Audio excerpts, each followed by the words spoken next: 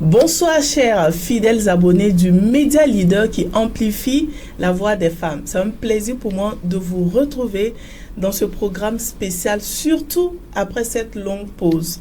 Alors aujourd'hui, nous recevons ce que j'aimerais dire une vraie pépite. Lorsque je dis tout ce qui est crew sera décrew, ça vous fait penser à qui? À la fille du sponsor, bien sûr. Eh bien, nous l'avons décrew ce soir pour vous. Elle va tout nous dire. Elle ne va rien laisser. Bonsoir et bienvenue dans ce programme spécial. Bonsoir et merci beaucoup pour l'invitation. Je suis très contente d'être là ce soir. Au plaisir de vous recevoir. Merci. On rappelle Madame Huguette Kopia-Gouba, comptable de formation. Oui, c'est ça. Et aujourd'hui, elle est plus connue en tant que créatrice de contenu. Déjà, comment ça se fait cette transition? Alors, il faut dire que après le bac, j'ai fait la comptabilité à IAM. J'ai fait 2 ans de comptabilité. Après, je suis partie au Maroc pour suivre mes études. Donc, à mon retour, on a créé avec mon frère Hugo Boss BSL Communication parce que je suis déjà passionnée de communication digitale événementielle. Donc, de fil en aiguille, d'événement en événement, bon, après, il y a eu TikTok, l'avènement des réseaux sociaux. Et bon, on s'est mis dedans juste pour le plaisir comme ça. Et après, on a essayé de faire des créations professionnelles dans TikTok. Et aujourd'hui, c'est un véritable succès. Merci. Merci. Aujourd'hui, je peux dire que je travaille désormais avec une équipe, ce qui fait que le travail est devenu plus professionnel et ce qui donne le résultat qu'on voit maintenant. La fille du sponsor. C'est quand même assez intriguant comme pseudonyme. Mais pourquoi ce nom? Ce nom vient de Monsieur Comporé de Télécel, parce que à l'époque, on travaillait beaucoup en collaboration avec Télécel Faso. Donc, tout le temps, on partait avec notre dossier de sponsorisation pour qu'il sponsorise nos événements. Donc, on l'appelait le sponsor. Okay. Et nous, on se faisait appeler ses enfants. Donc, quand on arrive, on dit, ah, le sponsor on est là. Donc, quand il m'a vu arriver une fois, il dit, ah, mais la fille du sponsor même est là. Ah. Donc, c'est là, le nom est resté. Ceux qui étaient à côté ont commencé à m'appeler la fille du sponsor. Donc, quand j'ai créé mon compte, j'ai dit, bon, je cherchais un nom à mettre pour que les gens ne me reconnaissent pas forcément dès le premier coup. Donc, j'ai mis la fille du sponsor et c'est resté. Vous venez de dire quelque chose qui me tique. Pourquoi vous voulez mettre un nom qui ne fait pas forcément penser à Huguette? Parce qu'au début, je ne savais pas trop comment est-ce que ça allait se passer sur TikTok. Je voyais les gens faire et c'est ma copine Jamila qui a créé mon compte. Donc, j'ai dit, bon, faut pas que je vais mettre mon nom comme ça. Je vais me cacher un peu pour voir ce que les gens font. Donc, j'ai juste mis ce nom-là comme ça. Et après, bon, c'est resté. Alors, tout ce qui est crew sera décrew. Ça aussi, ça qui d'où? Ça vient d'un film, une série ivoirienne que je regardais. Et un personnage a dit comme ça que non, je vais découvrir tout ce qui est crew. Et après, j'ai compris qu'en fait, il voulait dire je vais découvrir tout ce qui est caché. Et quand j'ai commencé à faire mes vidéos publicitaires, j'ai dit bon, j'aimerais vraiment que mes vidéos soient axées sur des découvertes, des bons plans, montrer aux gens vraiment des bons plans de business et tout. Donc, j'aimerais découvrir des choses cachées. Et à la fin des vidéos, j'ai commencé à dire avec la fille du sponsor, tout ce qui est crew sera décrew. Et c'est resté aussi. Et ça a été un gros succès. Merci. Alors, vous avez une communauté qui est très engagée. Comment vous nourrissez ou vous construisez ce lien fort qui vous lie à eux? Je dirais que je fais tout pour rester naturel, tel que je suis. Et ceux qui me suivent arrivent à s'identifier à travers mon contenu et mon quotidien. Donc, ça fait que quand je parle d'une activité ou d'un bon plan, je sais que ça peut intéresser vraiment ma communauté. Et eux aussi, c'est des choses qu'ils recherchent, dont ils ont besoin. Donc, quand ils arrivent facilement à s'identifier, à se retrouver dans mes contenus, ça fait que tout le temps, j'ai quand même de l'audience et j'ai quand même une communauté qui est engagée à mes vidéos. Vous avez été nominé au TikTok Award 2025. Oui. C'est quoi le ressenti quand on est nominé pour le travail que l'on fait? J'étais contente, j'étais fière de voir vraiment que ce que je fais, ce que j'ai commencé vraiment de manière banale, est devenu... est bien vu par ma communauté et puis vraiment comment on appelle ça? Et puis, bon, j'étais vraiment contente parce que je vois que le travail que je fais est reconnu de tous et apprécié. Donc, j'étais vraiment contente. Votre contenu est beaucoup plus basé sur votre quotidien, comme vous l'avez dit, de manière très naturelle. Est-ce que c'était calculé ou bien vous vous êtes dit, je veux simplement être authentique? Non, c'était pas calculé. Au début, sur les réseaux, sur TikTok, je faisais comme tout le monde, les challenges, la musique et tout. Et après, j'ai commencé à faire la communication de nos activités personnelles sur les réseaux. J'ai vu que quand même, ça me plaisait bien de mettre en avant une activité ou un truc comme ça. Donc, j'ai commencé à faire la même chose pour les produits et les activités de mes proches. Et après, j'ai dit, bon, pour l'année, c'est en mars 2025 que j'ai commencé vraiment la création de vidéos publicitaires avec le thème tout ce qui est cool sera décool. Donc j'ai dit bon, je veux vraiment donner un sens à ma présence sur TikTok. Je veux vraiment professionnaliser ça. Donc je me suis mis au travail, j'ai commencé à réfléchir à comment est-ce que je pouvais garder le côté naturel, mais faire ressortir, mettre en avant certaines marques ou bien certaines entreprises. On sait que les réseaux sociaux, de manière générale, c'est pas vraiment le beau côté seulement. Est-ce que vous avez déjà reçu des critiques négatives? Oui, on reçoit des critiques négatives tous les jours, mais bon, je ne tiens vraiment pas compte de ça. Je me dis, c'est des gens qui me connaissent pas. C'est des gens qui peuvent pas me dire ça en face. S'ils me voient, ils se cachent juste derrière l'écran. Et puis bon, donc je tiens vraiment pas compte de ça. D'accord. Est-ce qu'on peut dire que la création de contenu est un vrai métier? Je dirais oui. La création de contenu est un vrai métier, mais pas au Burkina. Bon, pas au Burkina. Bon, j'allais dire pas en Afrique, mais bon, les autres pays, je sais pas trop. Mais en temps normal, la création de contenu est un vrai métier. Dans d'autres pays, les créateurs de contenu sont rémunérés par mois. Ici aussi, certains sont rémunérés, mais bon, la procédure est très, très différente. Sinon, ils sont rémunérés par mois. Et grâce au partenariat, grâce aux vidéos que chacun fait, chacun vraiment peut arriver à s'en sortir. Est-ce qu'il y a des similitudes finalement entre un influenceur et un créateur de contenu? Je dirais oui, parce que un créateur de contenu n'est pas forcément un influenceur. Un influenceur n'est pas forcément un créateur de contenu, mais les deux se ressemblent. Bon, pas se ressemblent, mais se complètent. Parce qu'un créateur de contenu, à la longue, il devient un influenceur. Mais un influenceur peut ne pas être un créateur de contenu. On a beaucoup d'influenceurs dans le monde qui ne créent pas forcément du contenu, mais qui, par leur activité, par leurs actes, ils arrivent à influencer plusieurs personnes. Mais un créateur de contenu peut ne pas influencer. Lui, il est là seulement, il crée son contenu. Mais à la longue, en fonction du contenu qu'il fait, il peut devenir un influenceur. Il paraît que les gens préfèrent s'appeler maintenant créateur de contenu qu'influenceur. Parce que bon, le nom influenceur a été mal vu à une époque. Exactement. Pourtant, je trouve quand même que c'est pas forcément péjoratif.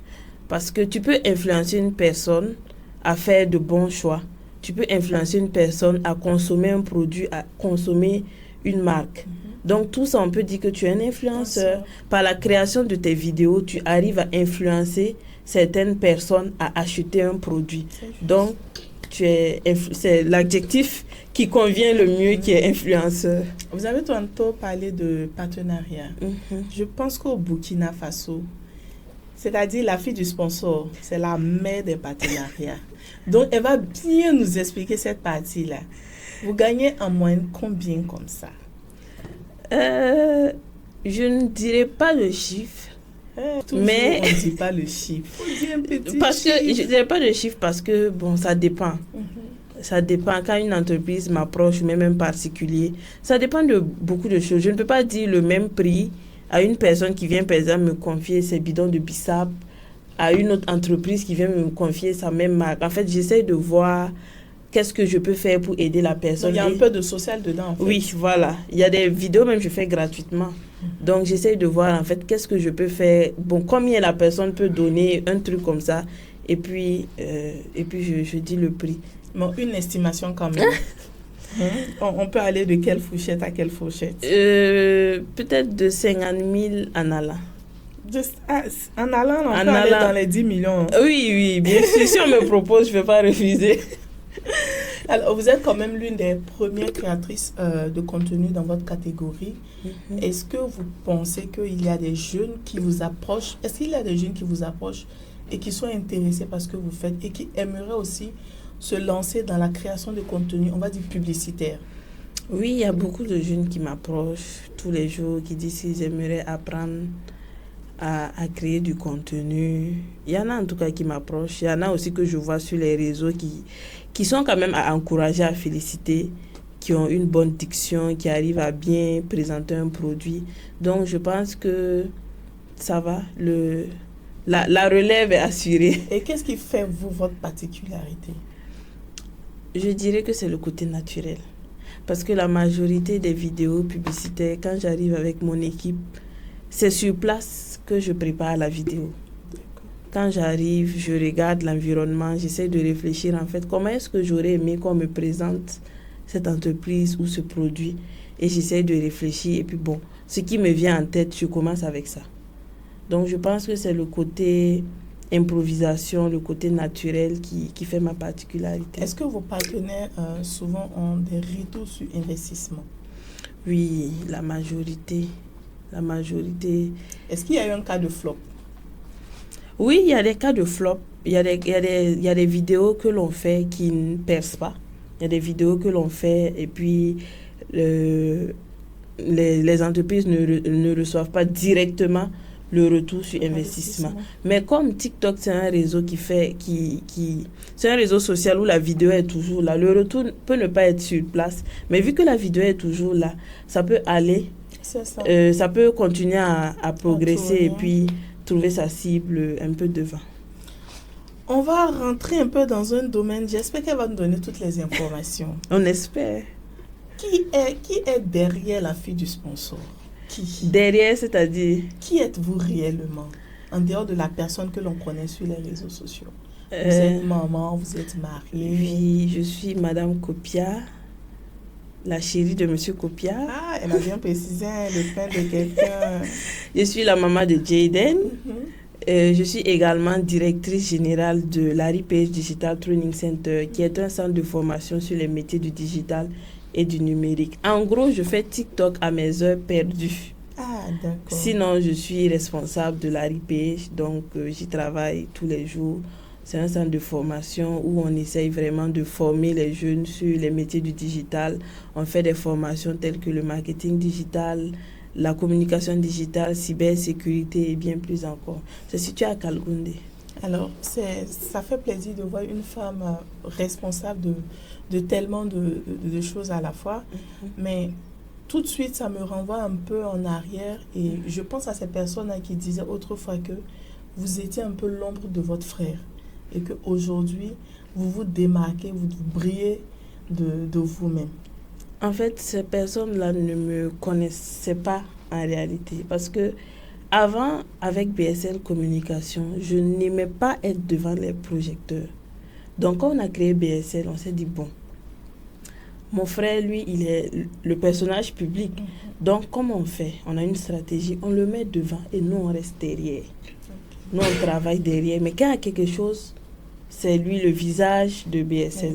Donc, c'était un choix personnel de rester derrière et voilà, de travailler comme ça. Parce que lorsque vous décidez de faire ensemble une entreprise, si tout le monde veut être à la lumière, si tout le monde veut être devant, c'est compliqué. Donc, il faut avoir des objectifs et rester focus. Donc, c'est comme ça qu'on est parti. Mais quoi qu'il en soit, il vous a peut-être influencé positivement? Sur la création de contenu. Pas vraiment. Pas vraiment, parce que au début, je voulais même pas être trop sur les réseaux à cause de lui. Parce que je voyais déjà comment ça se passait quand on est trop, les critiques, quand on est trop suivi. Donc, je voulais pas vraiment être sur les réseaux. Même quand j'étais au Maroc, je voyais tout ce qu'il faisait, mais là-bas, j'avais même pas de compte TikTok. Je voulais pas vraiment être sur les réseaux et tout. Mais quand je suis venue et qu'on a commencé à travailler avec ma copine Jamila, j'ai vu que bon, elle était dessus. Quand même, c'était intéressant. Donc, j'ai dit, bon, pourquoi pas? et tout. Et c'est comme ça qu'on a commencé. On va dire que c'est un pari qui a été bien reçu pour vous parce que vous avez quand même une bonne réputation. Oui, je dirais ça également. D'accord. Alors, comment vous faites pour allier toutes ces responsabilités-là? Créatrice de contenu, entrepreneur, directrice générale, maman, épouse. C'est pas simple. Est-ce que c'est pas trop de casquettes? Oui, mais c'est la vie. Ainsi va la vie. Je pense que ça va. J'ai mon mari aussi qui m'aide beaucoup. Franchement, il m'aide beaucoup. Et il me comprend. En tout cas, il m'aide sur tous les plans. Il m'aide sur tous les plans. Donc, j'arrive à quand même gérer. Et qu'est-ce que vous diriez à un jeune qui aimerait se lancer dans la création de contenu? Alors, je lui dirais de foncer. Parce que dans la création de contenu, c'est du business. Une fois qu'il est professionnel, qui paye très bien, qui paye très bien, très, je dirais. très bien. Qui paye bien parce que, en fait, les entreprises et les marques ont besoin de visibilité. Ils ont besoin d'être connus. Et si tu arrives à faire de telle sorte que, à travers ton texte, à travers tes vidéos, tu arrives à donner de la visibilité à un produit, tu seras toujours contacté, tu seras toujours sollicité. Mais si tu le fais de manière pas professionnelle, tu ne mets pas de sérieux dedans, aucune entreprise ne veut associer son image à quelqu'un qu'il ne considère pas ou qu'il ne donne pas du crédit. Donc, d'où la réputation aussi. Voilà, la réputation est très importante. C'est de ne pas... Sur les réseaux sociaux, c'est pas surtout on donne son avis. Tu peux voir une histoire qui se passe. Même si tu penses... Ce que tu penses, là, faut expliquer ça dans ta famille. Tu n'as pas besoin de déposer ton téléphone pour donner ton avis. Parce que sur ça, beaucoup peuvent utiliser pour t'insulter, insulter tes parents et tout ça. Donc, c'est de rester focus. C'est pourquoi, moi, par exemple, j'ai décidé de me professionnaliser dans les vidéos publicitaires. Donc, je reste dans cette case. Il y a d'autres créateurs de contenu qui sont plus sur la mode ou autres, qui les restent vraiment dans leur cadre, qui se professionnalisent dessus. Et puis, bon, ils seront toujours sollicités. On constate très souvent que les créateurs de contenu à Abidjan vivent mieux, on va dire, de leur art que ceux d'ici. Qu'est-ce qui pourrait expliquer cela? Bon, avant, je pensais ça aussi, mais je ne pense pas vraiment. Je le pensais également, mais j'ai eu à collaborer avec certaines entreprises ivoiriennes. En fait, là-bas, je dirais que c'est plus les influenceurs qui sont bien payés. Mais les créateurs de contenu, au même titre que les créateurs de contenu ici, qui créent des vidéos et tout, sont pas vraiment bien payés comme on le pense. Donc, je dirais que quand même, on est... Nous tous, on n'est pas bien payés. Alors, quel est votre...